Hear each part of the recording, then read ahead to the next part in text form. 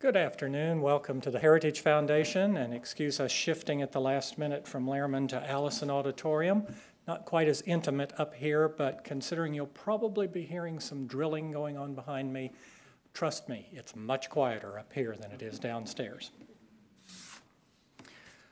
We're pleased today to have another book event and guest author with us, Todd Brewster. It's interesting for those of us who realize we're still in the midst of the sesquicentennial of the Civil War, that one person who has always had books written about him is Abraham Lincoln. We're still writing books about him, obviously, as we are today and featuring today. We're still discussing the recent unpleasantness that developed in this country over 150 years ago.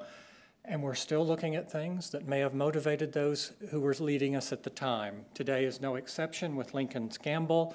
This is an intimate look at the 6-month period of time during that war when the president was considering the Emancipation Proclamation.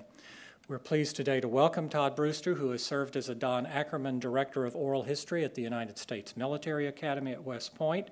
He is a longtime journalist who has worked as an editor for Time and Life, as well as a senior producer for ABC News. He has written for Vanity Fair, Time, Life, the Philadelphia Inquirer, and the New York Times, and he was executive producer of last year's In Harm's Way documentary about West Point class of 1967. Please join me in welcoming Todd to Heritage, and I know we will have an excellent presentation. Todd?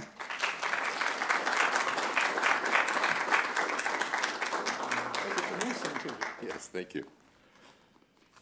Yes, the last time I was here was for the screening of Into Harm's Way. Anybody was here at that time? I'll recommend that film. If you email John, I'll send you, and he emails me, I'll send you to a link where you can watch that film. It's a film about the shadow of Vietnam over the past 40 or so years on a class of 1967 and the members of that class who continue to try to make sense of the war and their experience there. But I'm here for a different subject today, one that's separated by about a little more than 100 and some years from Vietnam. One of the first comments I get from people when I tell them that I've written a book about Abraham Lincoln is, really? Is there anything left to be said about Abraham Lincoln? And it's true, Lincoln is the most written about person in American history. According to WorldCat, which is the online card catalog, 23,274 books and second and third editions of books written about Lincoln, and they include some of these. The life of Abraham Lincoln for young people, told in words of one syllable. The personal finances of Abraham Lincoln. One of my favorites, Abraham Lincoln on the coming of the Caterpillar tractor. And first published only a decade ago, The Physical Lincoln, including the following chapters: lips, guts, skull, muscles, skin, eyes, height, brain, and my favorite, the opening chapter, The Homeliest Man I Ever Saw. So what's left to say about Abraham Lincoln? Even the UPS man, knowing that I was writing a book about Lincoln, paused as he was leaving my driveway one day and said, that's great, but if you're writing a book now, don't you basically have to write again what somebody else already wrote? I mean, does the story really change? And your version, does he survive the assassination attempts?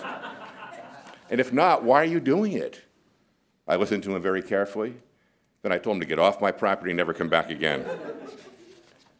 There are no new facts to bring you about Lincoln, only new interpretations of the facts that we already know.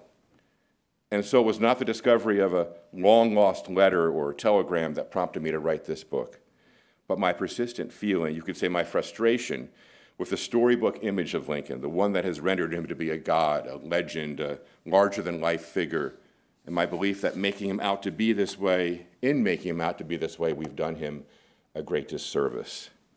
Just as he's been done a great disservice in some admittedly fewer interpretations where he appears not at all like a god, but a self-serving racist whose early and sensational death on Easter weekend, nonetheless, obscured the less noble aspects of his character, his mistakes and selfish impulses, his overtly political nature, his obtuseness, his real preference being not for immediate emancipation, but for a future where the South was still practicing slavery, and a gradual phase out that could have lasted well into the 20th century.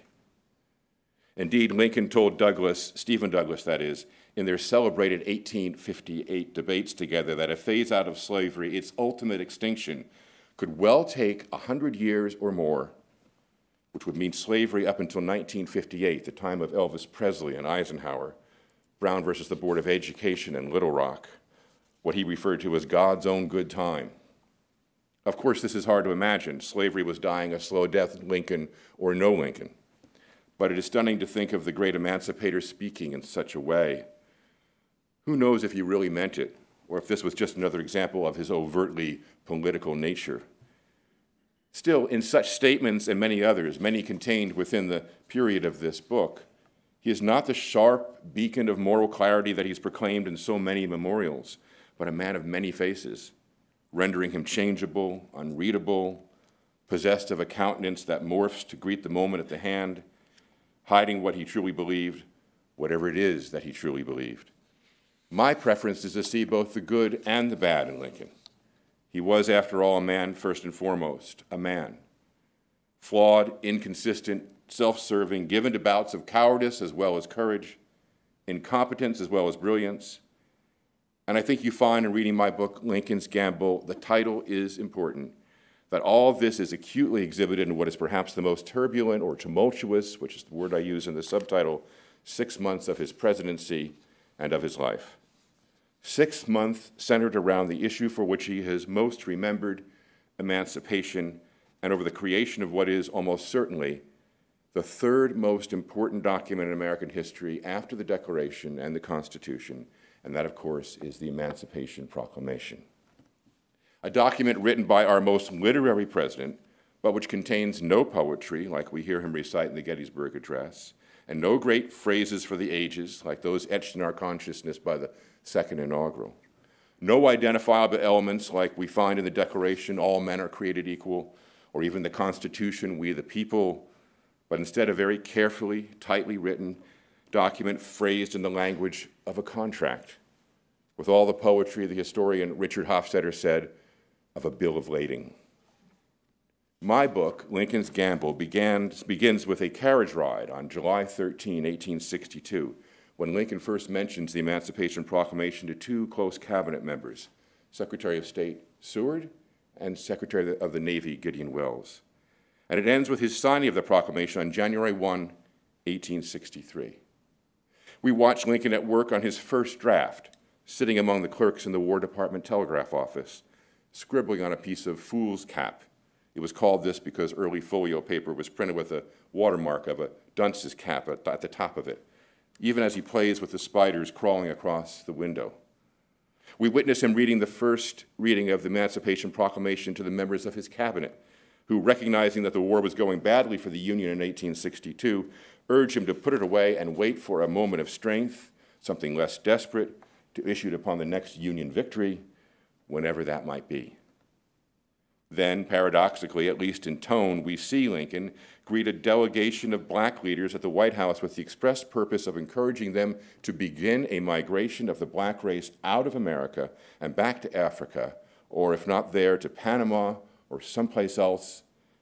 For you and we are different races, he says. Even when you cease to be slaves, you are yet far removed from being placed on an equality with the white race. And we listen to him go even farther when he blames their presence for the war, which has already claimed tens of thousands, blames them for the war. We discover Lincoln an agnostic most of his life, or at least a scientific rationalist, in a spiritual crisis where he, a lawyer, begins to doubt the power of reason to affect the outcomes that he wishes to see, and turns instead to a God who works in mysterious and unknowable ways. For God wills this contest and wills that it shall not end yet. We watch him actually deny the Emancipation Proclamation to a group of clergymen who visit the White House in September, even as the very document lies in his desk drawer. And then here, too, he goes further, insisting that emancipation would not simply be wrong, but a foolish act, like the Pope's bull against the comet, a reference to Pope Calixtus III, who, upon seeing the apparition we now refer to as Halley's Comet, thought it an omen of ill will towards Christians and took the futile gesture of issuing an edict or a bull excommunicating it. With Antietam, we see Lincoln finally getting his long-awaited victory, qualified though it is, and at quite a price.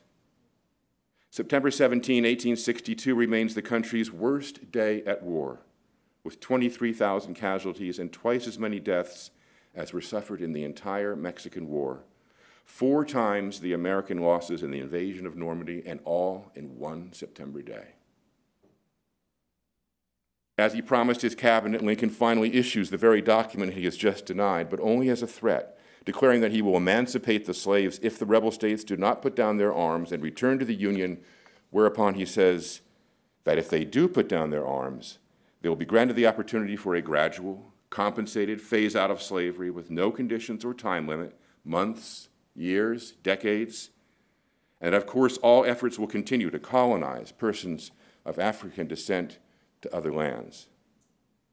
We watch him lose support in the midterm elections, fire his recalcitrant and Southern sympathizing general, George B. McClellan, and then discover that his replacement is more incompetent than McClellan was disloyal. He begins the steps towards a new, more brutal, less forgiving kind of war, one that attacks the civil society as well as the army, assured by his legal advisors that the freeing of the slaves can be legitimately seen as part of that method of battle, an attack on civil society. Then, in December 1862, his annual address to Congress, Lincoln reverses his approach yet again, never mentioning the proclamation and instead offering out constitutional amendments guaranteeing compensation to those states that agree to a gradual emancipation plan extending to the year 1900. And if those states taking advantage of such an offer should take the money and then readopt slavery, all they have to do is repay the money they received. Who is this man? To be fair, there were considerable challenges to Lincoln's authorship of the Emancipation Proclamation. For one, there were constitutional issues. Could the slaves be freed without a constitutional amendment? And if so, under what power of Congress? They were, after all, property, at least in a legal sense, even if Lincoln found that idea abhorrent. And the Constitution protected private property from government taking. Yet if not as an act of Congress, how was emancipation to be realized? Certainly an executive order would be beyond the powers of the president, but not, Lincoln decided, if such an order were issued as a furtherance of the executive's war powers. And that is what he chose to do. For Lincoln, then, the Emancipation Proclamation had to be written with great care to emphasize this power and only this power. The ironies were rich. If he freed the slaves as an act of military necessity, its justification was not moral but strategic. None of the usual Lincoln poetry about the evils inherent to one man serving as a master to another, none of this had any place in the document. Since military strategies are by definition provisional, to be lifted once the mission is complete, emancipation, as Lincoln was writing it, could only be temporary. Then, too, as an act of war, the freeing of the slaves for reasons of military necessity could only be done for the slaves in the Confederate states, in the states actually in rebellion. Since there was no military necessity to free the slaves in states that were not in rebellion, in Kentucky, for instance, Maryland or Delaware, or even in those parts of the southern states where the Confederacy had already surrendered, those slaves would be left in their shackles, untouched by the proclamation. This meant that as he sat working in the telegraph office, Lincoln, a man history admires for his profession of moral absolutes, was authoring a document of astonishing relativity, freedom for a time only, and only for some, not all. There's more. For Lincoln, the idea that somehow after centuries of slavery, the black and white races were going to live in a post-Civil War world of harmony was ludicrous. He was certainly not optimistic. As convinced as he was that an end to slavery was the right thing to do, he feared that it could lead to a servile insurrection with the slaves turning on their former masters, or the masters turning on their former slaves in an act of pure genocide. This was the impulse of his zest for colonization, this feeling that there was no future for a biracial America. And so I'd like to make a pause for a moment and read to you just a little bit from the book itself, so you get a feeling for the narrative here. 6 months in which he struggled with these issues, and at great pains to himself and to the country. Here he is in early July. This comes from the first chapter. Lincoln is frustrated with McClellan. He has already introduced the idea of the Emancipation Proclamation to his cabinet members on a carriage ride to the funeral of James Stanton, the infant son of Edwin Stanton, who had died of typhoid, just as Lincoln's son Willie had died of typhoid only a few months before. He's on his way to the same cemetery in Georgetown where his own son Willie is buried. And then he goes down to meet McClellan only a few weeks later and face him over his disappointment with the general and his strategies. In early July, only days before the funeral of Stanton's baby, a peeved Lincoln had boarded the steamship Ariel out of Fort Monroe and journeyed to visit McClellan at his Harrison's Landing, Virginia headquarters along the James River. The purpose of the visit was to spur the morale of the troops involved in the disappointing Peninsula campaign. On that, the trip was a success, the soldiers cheering the presidential visit in competition with the sounds of cannons fired in a show of enthusiasm. But Lincoln was also there to confront McClellan on his lack of success. The president had been pained by the Army's failures, and it was taking a toll on him. He was losing sleep, and he had lost interest in eating. "I cannot take my victuals regular," Lincoln had said, when pressed on his increasingly gaunt appearance. "I kind of just browse around." The setting had its own presidential significance, having been the ancestral home of William Henry Harrison, the 9th President of the United States and one of 10 pre-war presidents who had owned slaves. Harrison, it was later rumored, also fathered several children with one of his. The property had since passed on to others who abandoned it when the war broke out, leaving the elegant Georgian mansion that was the centerpiece of the estate to be crowded now with wounded and dying soldiers. 2 rooms, Harper's Weekly reported, were reserved for amputations. Lincoln toured the ranks of soldiers, doffing his hat in respect to them. As grave as the scene must have felt, the pairing of the 2 men was also somewhat comic. Little Mac, as his soldiers affectionately called him, was striking in his crisply ironed uniform, his mustache carefully trimmed, his chest puffed out in a display of patrician arrogance. Next to him was the shabby but towering Lincoln, 6'4" before he added his trademark stovepipe hat, riding in on a horseback like a pair of tongs on a chairback, in one soldier's description. Unusually self-conscious, especially around men of arms. The 2 of them engaged in a stare-down, stare-up for the diminutive general. McClellan thought Lincoln in his distinct inferior, which he was if you looked only at the birth status and formal education, while Lincoln thought McClellan some stunted genius whom Lincoln had been too quick to favorably judge when he appointed him to lead, and how he was suffering for it now.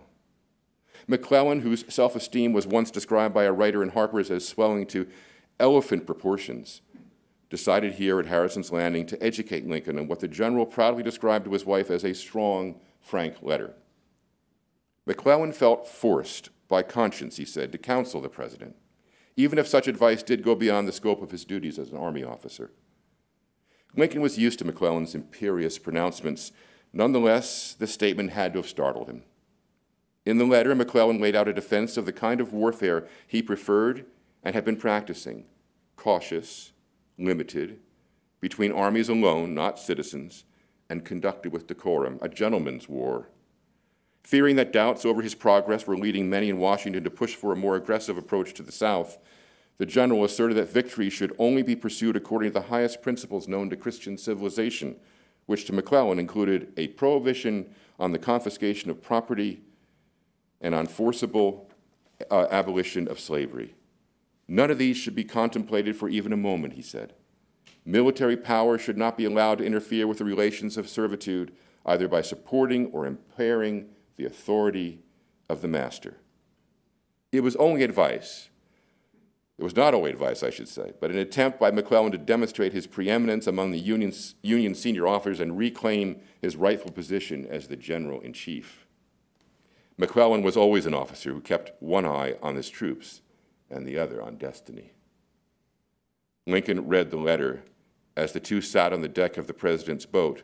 Then, in what must have been the most pregnant of pauses, he placed it in his pocket and said nothing more other than to coolly thank his general for providing it to him. The 2 men emerged from this private scene to mount their steeds and slowly greet each division of weary soldiers. Lincoln's awkward handling of his horse's reins brought great amusement to the troops.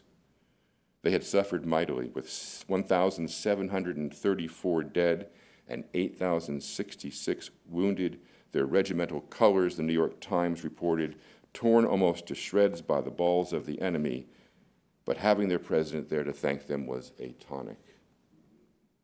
On the way home, Lincoln's ship stalled, going aground at Kettle Shoals in the Chesapeake, and the president took the opportunity for a bracing dip in the water.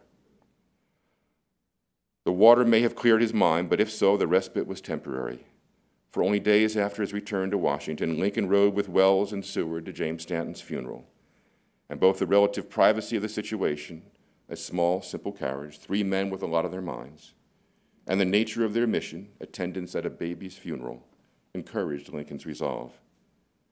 As he bounced along in the rain, the president's reactions to McClellan's demanding message no doubt competed with memories of Willie and with thoughts of the morbid scenery formed by Washington's dead and dying, of the general downturn in the prospects for the Union, of his wife's slide towards sanity, of the bitter rivalries among the members of his cabinet, and increasingly of his own rising insecurities to push him toward a monumental decision.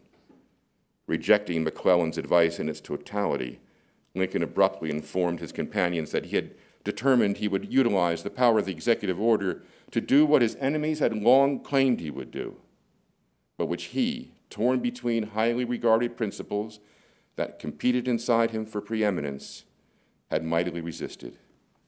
His mind was now made up on all aspects except timing. He was ready, he said, to free the slaves. I want to read you from just 2 other excerpts, and then we'll pause for some questions.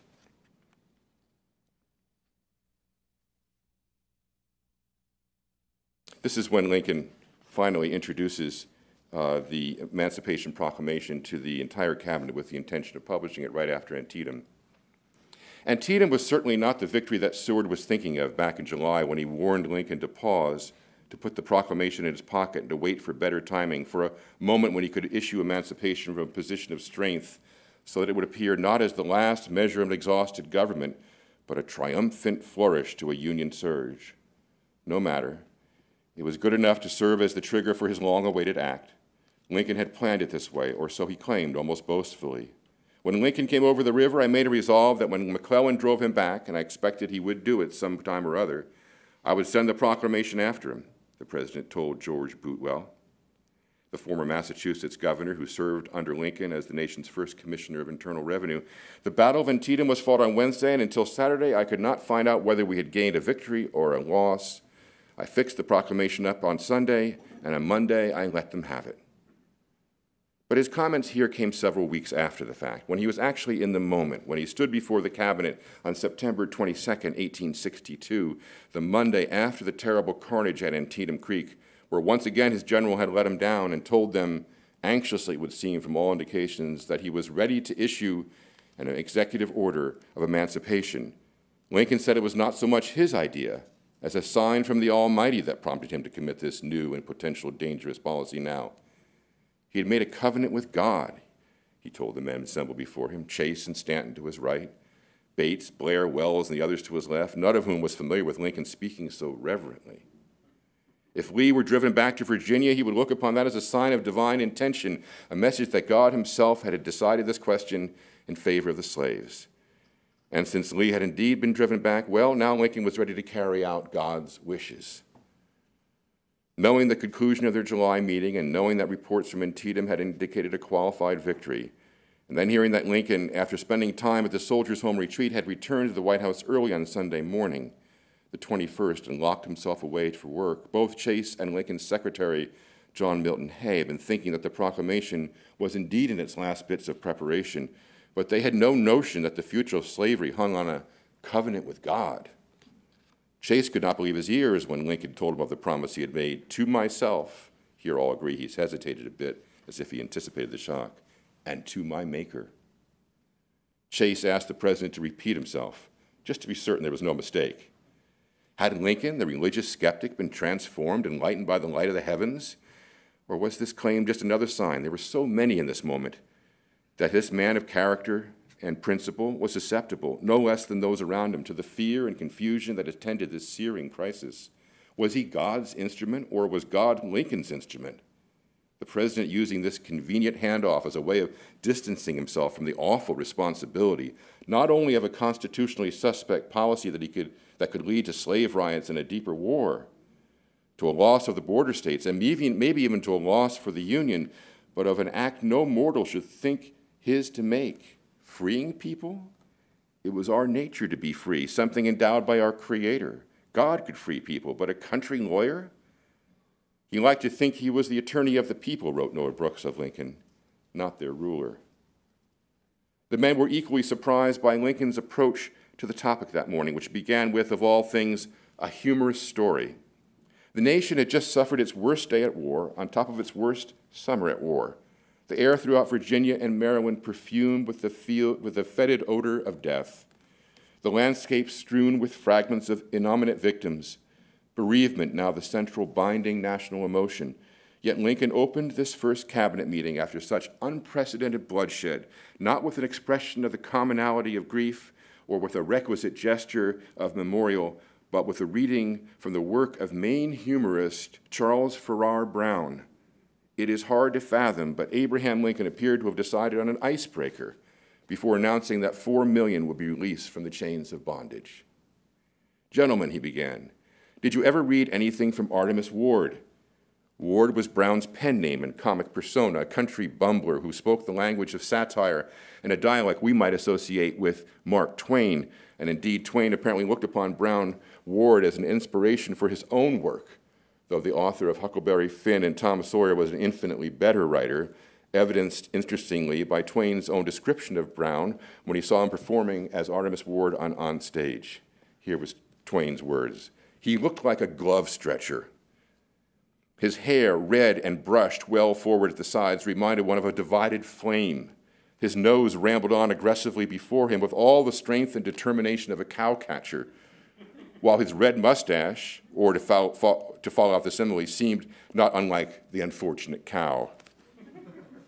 While Ward's farcical vignettes took a run at a few sacred institutions and the Mormon Church, and gently mocked wilderness simplicity, most of them do not translate well across the generations, certainly not as satire and certainly not as humor. The story Lincoln chose that morning, high-handed outrage at Utica, was no exception. "Let me read you from a chapter that is very funny," said the president. Lincoln then recited Ward's inane scene of a man from Utica, a truly great city in the state of New York, who put on a display of wax figures from the Last Supper. Suddenly, a burly feller walked up, grabbed Judas Iscariot, and pounded him as hard as he could while demanding to know what Ward had brought this pusillanimous cuss here for. Shocked, Ward told the man that it was a mere wax figure and not the real Judas, whereupon the attacker showed that this made no difference to him, for Judas Iscariot can't show himself in Utica with impunity by a darn sight. As I said, it doesn't travel well across generations. When Lincoln finished, there was silence in the room. Seward smiled to acknowledge the humor, and Chase may have well, but Stanton was particularly offended at the president's inappropriate tone and wrote about this in his diary. Then Lincoln shifted to a graver subject. What wouldn't be graver than Artemus Ward? The graver subject was the proclamation.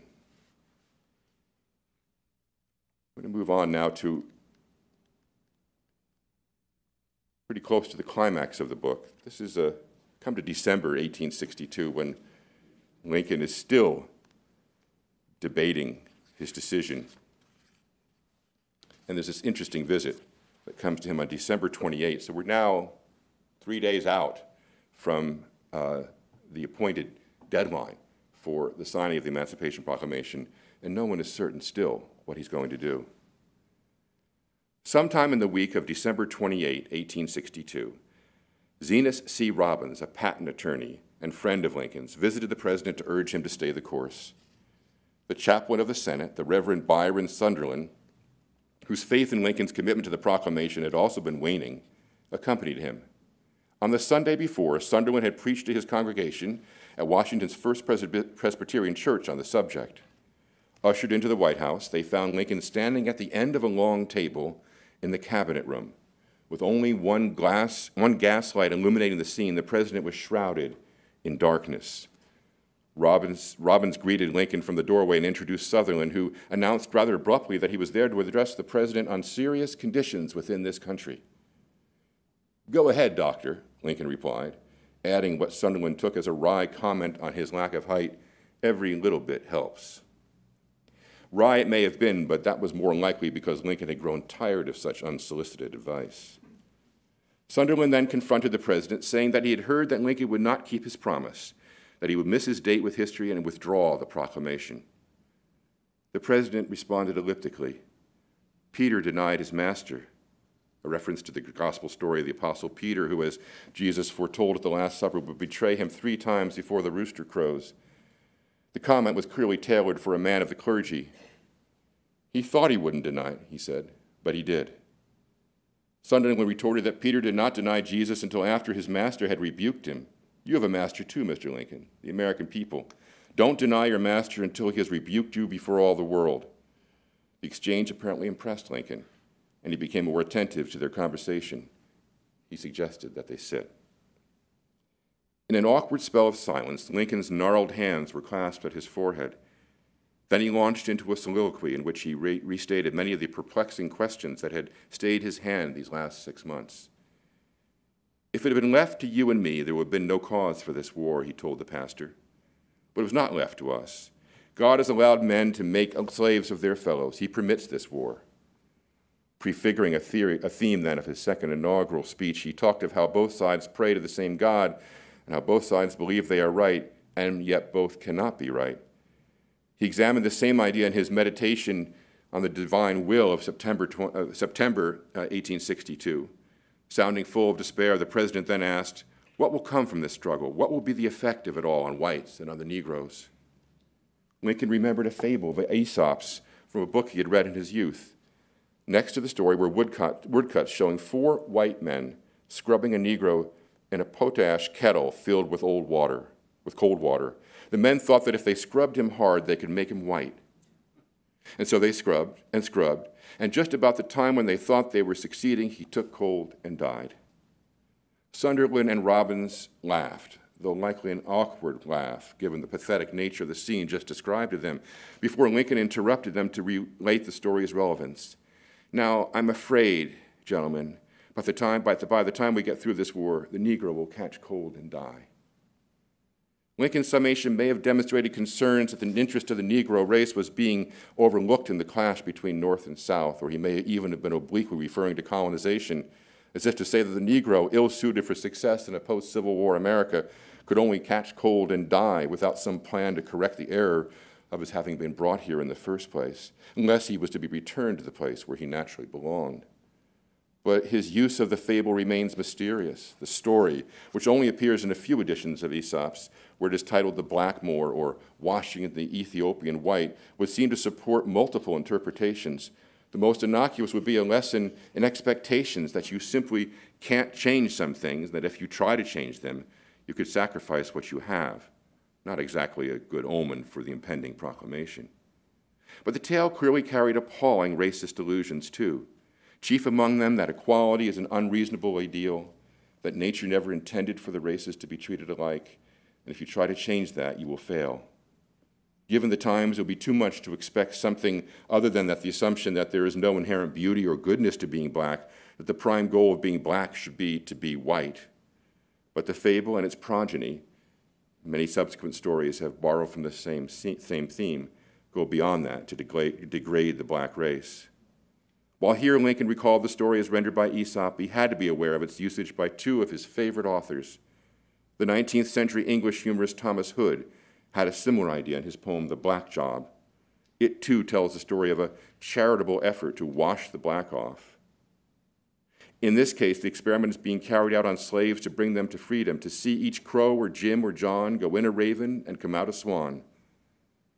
The story was also told in John Bunyan's Pilgrim's Progress. For half an hour after his telling of the fable, Lincoln held forth with his visitors. He described the range of arguments for and against emancipation, sounding in his wisdom and his appreciation for all sides like an old prophet. The men listened intently, then departed comforted and uplifted, related Sunderland, and with a strong belief in Abraham Lincoln yet no more certain of his intentions regarding the Emancipation Proclamation. And one last bit, you'll bear with me.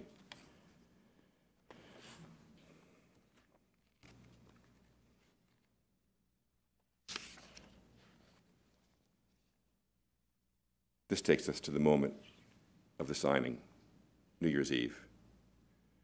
Along with making the final edits on the proclamation, Lincoln spent New Year's Eve day occupied with other executive business, and there was plenty. He signed a bill admitting 48 counties of Western Virginia into the Union as West Virginia, but as part of the agreement, the new state had to adopt a plan for gradual emancipation. He prepared to meet with his top general, Ambrose Burnside, knowing they would have to tell him that he had lost confidence in him, that junior officers from Burnside's staff had come to complain about him, and that he was ready to request that Halleck personally review all of Burnside's future plans. He also met with his words, piteous old lady of genteel appearance, who had been evicted from her home by the War Department and had no place to go. Lincoln dashed off a note to Secretary of War Stanton asking him to look into the matter. Then, as night fell on the streets of Washington, Lincoln went to his study and paced. Robert Lincoln later told a friend that his father stayed up the entire night. Why the younger Lincoln waited decades to reveal that tantalizing fact is unknown, but if true, what a cinematic scene it suggests even 150 years later. For there is Lincoln, our mythic Lincoln, whoever that Lincoln may be, alone in his cold, dark study in what was likely the first time in a long time when he could permit himself the luxury of concentration. While we do not know for certain about this particular night, Tad usually fell asleep in his father's study, and eventually Lincoln would pick up the boy and carry him to bed. But once Lincoln was alone and settled into the enveloping silence, what went through his mind? Robert Lincoln said his mother, before her retiring, repeated her opposition to the proclamation, but even then, in reply, Lincoln did not reveal his intentions. He simply paced, pausing once in a while to read a few favorite verses from the Bible and to gaze through the White House window at the night sky. The 6 months preceding this had been transformative for him. He'd built a career on reason and argument, on the powers of human agency to effect change. His entire life was an example of that Enlightenment creed. A self-educated backwoodsman of questionable birth whose literary, oratorical, and political labors brought him to the greatest of heights, yet the awful war and the exasperating task of ending slavery had reawakened in him a humbling respect for the unreasonable, for what he did not know, and for what he could not know. It was uncanny. The same sort of personal epiphany had occurred around all the challenges in his life. He had trusted the war to men who plotted the movements of troops and artillery with slide rules and diagrams, yet they had failed. And now, in light of their failure, he'd leaned toward a more muscular, less cerebral war, one that permitted any act deemed to be of military necessity. He'd believed in a gradual, peaceful, and compensated path to the extinction of slavery, one that took into account the interests of the slaves and the slaveholders, that rejected the riskiness of sudden emancipation with its harsh rebuke and potential for violence. Yet here he was, hours away from freeing the slaves, not by the construction of some deliberate and measured path vetted by the legislative process, but by presidential fiat announced from the barrel of a gun. An attorney, he believed firmly in the laws as the governing force of a just society, yet he had stretched the boundaries of the Constitution, first in suspending civil liberties, and now in the document that awaited his signature, the seizing of private property without statutory authority. Yes, it was an act of war, and yes, this property was different in that it breathed the air and walked the earth, was property and people, not things. But there remained the question whether Lincoln was interpreting the law to serve the outcome he wanted, rather than for what the law said. Ironically, for someone accused of such a bold-faced grab for power, Lincoln had privately moved increasingly towards a submission to the will of something greater than himself. The idea was by no means new for him. Indeed, it recalled his 1848 profession of youthful interest in the doctrine of necessity, which asserted that there was no free will, that one's actions were directed by some exterior force in the fulfillment of an eternal, yet essentially unknowable design. Lincoln's philosophy, wrote his law partner William Herndon, was the source of his legendary grace and humility. For if men are mere tools of the hands of fate, made as they are by conditions, then to praise them or to blame them was mere folly. This philosophy stressed equality. Ironically, the president upon whom so many great man theories of American history depends saw himself as no different from anyone else. No one was more or less responsible for the conditions of the world than the next person, because all were helpless to change events as they were directed from above. When Mary and Robert arrived in Lincoln's study in the morning, asking what he had decided, the president looked up at them, a great light illumining his face, and answered, "I am a man under orders. I cannot do otherwise." Thank you very much.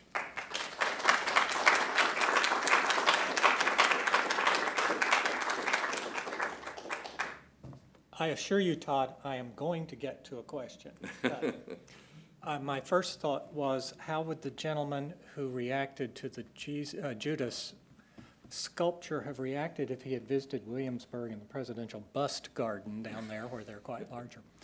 It was also interesting where you mentioned early on about the continuation of this will just go away on its own, reconciliation, and some of the other aspects.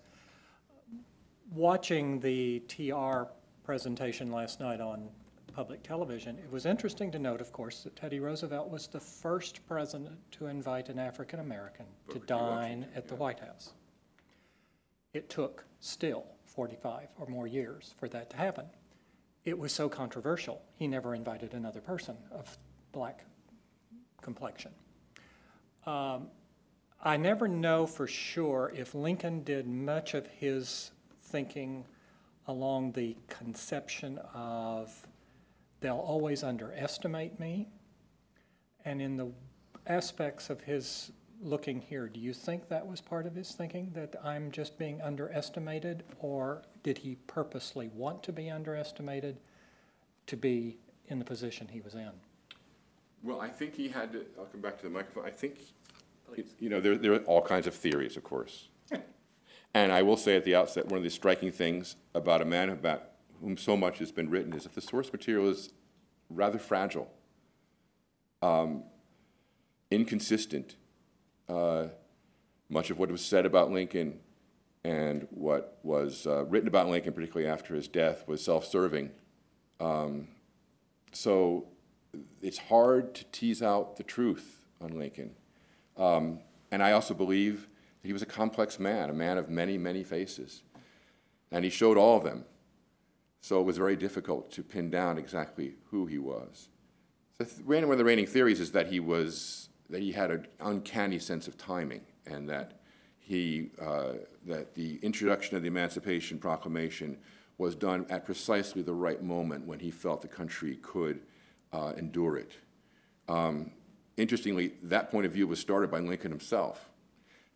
In a book written shortly, well, first of all, there was a painting done by Francis Bicknell Carpenter called The First Reading of the Emancipation Proclamation. It hangs in the Capitol now. And he moved into the White House in order to paint this. It was a traditional historical painting in that he had each of the people that were in the painting come sit for a portrait, and then he'd assemble it in what was not a real scene, but was a sort of figurative scene that he imagined. And during the course of that, Lincoln would stop by, as we know Lincoln was wont to do, and just sit and tell stories, right? So after the war was over, after Lincoln died, Carpenter wrote a book called 6 Months at the White House. And he's one of the prime sources for the story about the Emancipation Proclamation, because Lincoln spoke to him at such length about it. Now, Carpenter was not a reporter. He was not an historian. He didn't take notes. And he wrote after the death of a man that we had already begun to revere as a kind of god. So it's hard to necessarily just trust what he was saying. Furthermore, Lincoln was speaking after the success of the Emancipation Proclamation. So to say, well, my timing was perfect, was sort of self-serving to him, too. And I don't mean that in a negative way. I just mean that when we think back at what his real impulse was at that moment, we have to remember that he arrived in office with a pledge that he did not intend to disturb slavery where it existed, only to prevent its spread to the Western territories. By the time he issues the Emancipation Proclamation, he has violated his principal campaign promise, so to speak. That transformation, I think, was informed by what happened in the time between 1860 and 1863. And you see it in this 6 months in this book, because he is going through, in his back and forth, does not seem to me to be calculated. It seems to me to be and I don't think he was posing, back to your question, to be sort of, well, take me for less than I am, and then I'll really sock you with what I really have. I think that he was not that calculated. I think he genuinely was learning with each day. There's a wonderful scene in the book where he invites a friend from Illinois to come back to the White House, and he has him sit in front of him, and then Lincoln goes into this soliloquy about the pros and cons of emancipation. And he does so, he always liked to sort of read aloud and recite aloud, because he said then you appreciate the words by two senses, both hearing it and saying it, right? And so he did this with the friend, not because he wanted to hear the friend's reactions, but he really wanted the friend in the room only so there was an audience, so it changed the dynamic. And he took the pose of pro-emancipation, then he moved to the side and took the pose of anti-emancipation, and he argued both sides to himself and said, thank you very much, go back to Illinois now. Well, he had that quality of constantly working it out, I think. And that's why I believe in these 6 months, when you go from July, when he introduces it, to January of 1863, to the night before, when he's sitting alone in his study, he's not entirely made up his mind. I had a fellow last night who was speaking up at Politics and Prose who turns out teaches at the Howard University Law School, and he objected to this idea. He thought Lincoln really was settled on the Emancipation Proclamation when he issues what's called the preliminary Emancipation Proclamation in September, and that to say that he was still doubting what he was going to do by the New Year's Eve was really not true. There was nothing to hang that on. On the other hand, while Lincoln didn't say, I'm not certain what I'm going to do, he never referred to it in the annual message. He didn't tell his cabinet what draft he was working on until just a few days before the New Year's Eve deadline. He introduces constitutional amendments in that annual message as if he's going to prevent having to do it, actually to issue the Emancipation Proclamation.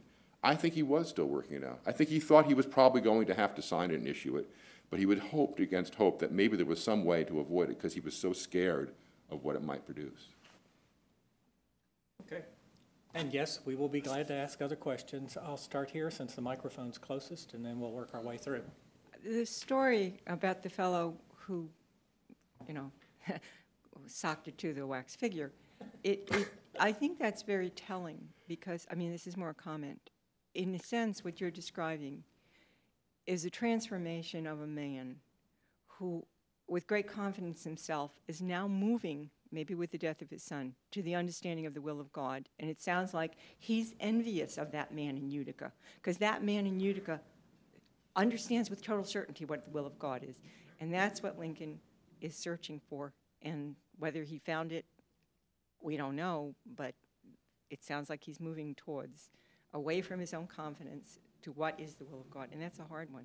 It is. It's important to understand when he refers to the will of God, and I don't know if it's introduced in that passage or not, I don't think I said it, I think it was in another part of the book.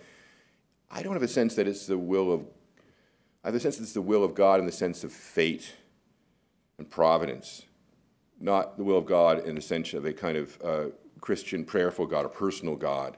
I have a sense that he could substitute the word fate. Just, in other words, he has had such frustration in getting the outcomes that he had thought he was going to get by reason. One of the themes of the book is not only what Lincoln goes through, but the generals that are coming out of West Point, where I spent a considerable amount of time, they were taught a form of warfare, of strategy that was based upon French theory that grew out of the Enlightenment, and that said, if you do these things by slide rules, geometry, the precise place you're going to strike, at the precise moment you're going to strike, you will minimize casualties and maximize results. Very much a scientific approach to war. And guess what? It didn't work. And so Lincoln is befuddled by this wonderful book called Tried by War by Jim McPherson about Lincoln as a commander-in-chief. And you watch him sort of put faith in these generals early in the war. They won't move. They won't move in part because of their generals are often unwilling to sacrifice the very thing that they've been training, but also because of this strategical approach. This is what they've been taught at West Point. This is the hinge moment from what they call the Jomini theory to the Clausewitz theory, from the more controlled form of war between armies to this total war that gets emerging into the 20th century. I'm oversimplifying it here, but the point is that he loses faith that you can plot a graph and get a result. And that applies not only to the war, it applies to what he wants to do in his life, and it applies to his own personal life. Things have happened to him. His wife has gone insane. His son has died of typhoid, contracted likely because of the war, because of the contamination of the Potomac River, which supplied the water to the White House, because the soldiers were encamping around Washington and using it as a latrine. I mean, all these things are fitting together. He never anticipated that he could lose control like this. And so he speaks of this sort of sense, well, and what about this war? Why would God admit this war? If he feels so right that he's on the right side of this question, why is it that everyone else feels that they're on the right side of this question and they're fighting against him? So I think it's that tension with this notion of the Almighty. Yeah. I know that this is a different period in Lincoln's life, but could you compare your portrait of Lincoln to the portrait that was in the Steven Spielberg film? Yes. I came prepared for this. I watched the movie when it came out, and just a few weeks ago I thought, you know, I bet when I'm touring for the book, I bet that people are going to say to me, what about that movie? So I watched it again. I liked it the first time around. The first time around I thought it was a little long, and I thought that it should have ended when Lincoln turns and says, I'm going to the theater or whatever, and goes down that corridor, because we all... Producer, right. That's right, that's right. I thought, well, who am I to tell Spielberg how to make a movie? We put it that way first.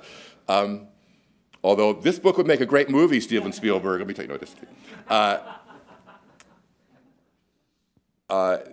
I actually like the movie a lot. I like the portrayal by Daniel Day-Lewis of Lincoln. I think he portrayed a man with a high-pitched voice, which is by all accounts is what Lincoln's voice was like. A man who was, as Herndon says, his law partner says, from whom melancholy dripped as he walked, as if it was perspiration. Melancholy just poured off him. He was depressive, I believe. You see Lincoln in the film going back and forth in just the way I described, of, you know, working out both sides of an equation, right? The tension there, very interesting point, about a third of the way through the movie, when Lincoln is telling them why they have to pass the 13th Amendment now. He goes through a lot of the issues that have worried him about the Emancipation Proclamation, its constitutionality, and its durability in the courts. In other words, he's, as I mentioned here, he's fighting a war. He emancipates the slave as an act of war. The war is going to end. Then his justification for that act will end. Can slavery be reintroduced? Maybe not the capture of the slaves who have been freed, but the reintroduction of slavery in the South. Can the amendment be passed after the war is over, or only while he has this Congress in place?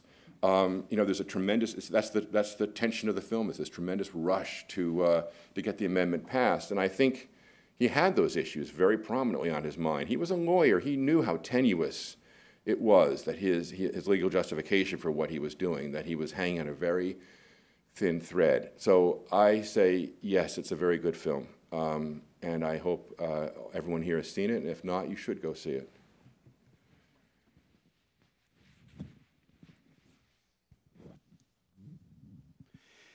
As I understand it, Lincoln was under a lot of pressure, not from the McClellan side, but from the more emancipationist side, and in particular, Horace Greeley, the highly influential newspaper publisher, throughout that year, that period. How did he respond to that? Did he blow them off? Did he put their letters in his pocket, or did he try to signal to them that he was on their side?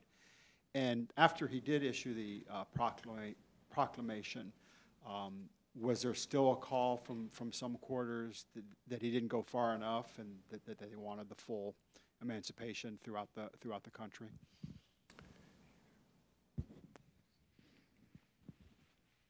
So Horace Greeley, yeah, is a real thorn in his side. And Lincoln issues his very famous line about, if I could save the Union by freeing one slave, after Greeley has challenged him very publicly with, why are you not enforcing the Second Confiscation Act, which is one of the precursors to the Emancipation Proclamation. And let me just pause and go back to that and then pick up with Greeley again, because it will answer the other part of your question. Second Confiscation Act, Lincoln does this very deft political maneuver where we will find this familiar with modern day signing statements, that he wants to veto the law, but instead signs it, but sends his prepared veto message to Congress at the same time that he signs it, and then tells the executive branch not to enforce it. So it's a law that is passed and signed, for which he condemns with a veto statement, which he doesn't, but he has not exercised, but yet he says he's not going to enforce it. So there's this elliptical way of him handling the law. As for Greeley, Greeley publishes this challenge to him over not going fast enough and far enough on emancipation, and he issues this very public letter, which is very famous, where he says, "If I could, the Union is all." I'm paraphrasing Lincoln, which is a rather brazen thing to do, but if I could save the Union by freeing one slave, I would do it. If I could free the slave by freeing no slaves, I would do it. If I could save the Union by freeing all slaves, did I get all that together? I would do it. In other words, whatever formula works, I will do that formula. And then he ends with this wonderful line. Let me see if I can find this here, because it just shows how, when you know how to use the language, you're so well equipped for the political life. He says at the very end of it, "I have stated my purpose according to my view of official duty, and I intend no modification of my often expressed personal wish that all men everywhere could be free. Yours, Abraham Lincoln." So after saying all this about Union is first, then he sticks in this PS. So let me just read you one little line from this that I write about in here, where I say, if Lincoln had written, let's see what he chose to include the gratuitous line of self-declaration, "I have here stated my purpose according to my official duty. I intend no modification of my oft-expressed personal wish. All men could be free." This can be read in several ways. The most obvious is that the passage shows Lincoln, the lawyer, asserting that as president he has a formal legal self that was separate from his private self, and his private self was with Greeley and the abolitionists. That was not insignificant either, because it was the first time that Lincoln actually had mentioned, as president, had mentioned anything about slavery. Another, albeit similar reading, detects Lincoln, the straddling politician, pronouncing, "In spirit, I'm always with those who would abolish slavery, but I cannot free people with the wave of my hand or the stroke of a pen. Emancipation can only be a legislative initiative, and there are states whose elected representatives do not believe as I do, and a population rebellion that would sooner die than be subjected to what I believe. I'm the president of all people, not just those who think as I think." Yet by far the most peculiar expression in the sentence was the word "could." "I intend no modification of my oft-expressed wish that all men everywhere could be free." If you'd written "should be free," then that would be using a verb of advocacy. If you'd written "must be free," that would have been a verb of conviction. If you'd written a "will be free," then he would have been using a verb of personal commitment, or at the very least establishing a historical imperative. But Lincoln chose "could," a word that divorced him from responsibility, pledging him to nothing, a word that has the quality not of action but of passive observation, suggesting a conditional state as in all people could be free, but for what? He does not say. Maybe the passive phrasing was radical enough for this moment. Perhaps he was saying, look, the slaves could be free and the world wouldn't end. Or maybe it's expression of desire, if only they could be free as they deserve to be. But whatever his intentions, the word he used to respond to Horace Greeley did not form a statement of direction or energy. And yet how could he reconcile this with the document he had written that was in the drawers of his desk? So a very political animal, but and a great wordsmith. So. In other words, lawyers have always written wiggle.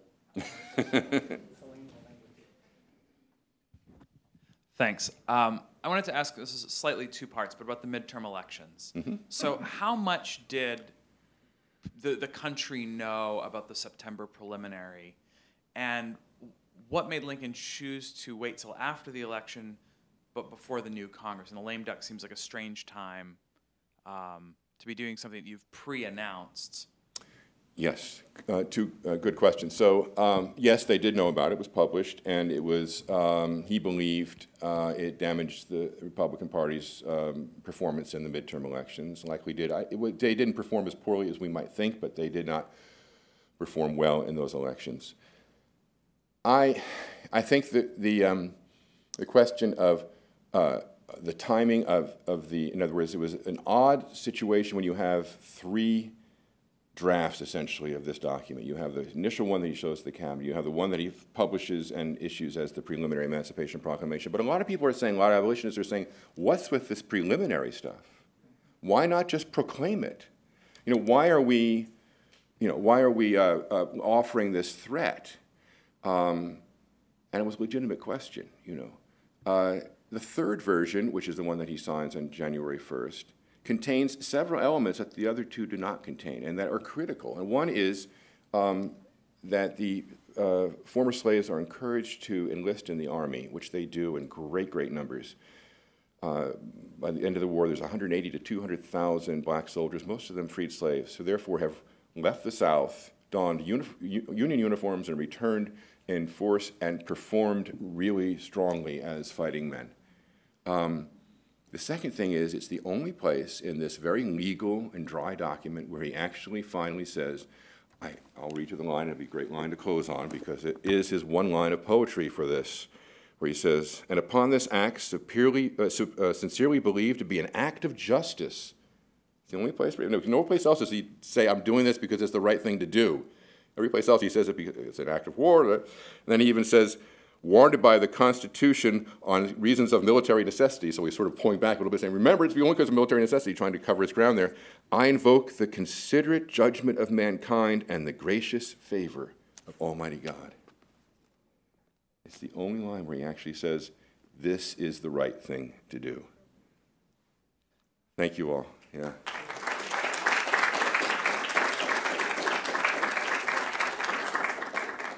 There are some people at Heritage that seem to think I read every book that we host an event for. Not quite.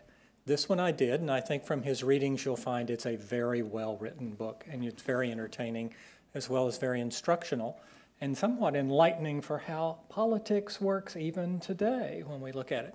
We do have copies available for you. We hope you will take some time, maybe purchase one, have him sign them while Todd is here. Otherwise, we are dismissed. Thank you. Thank you so much.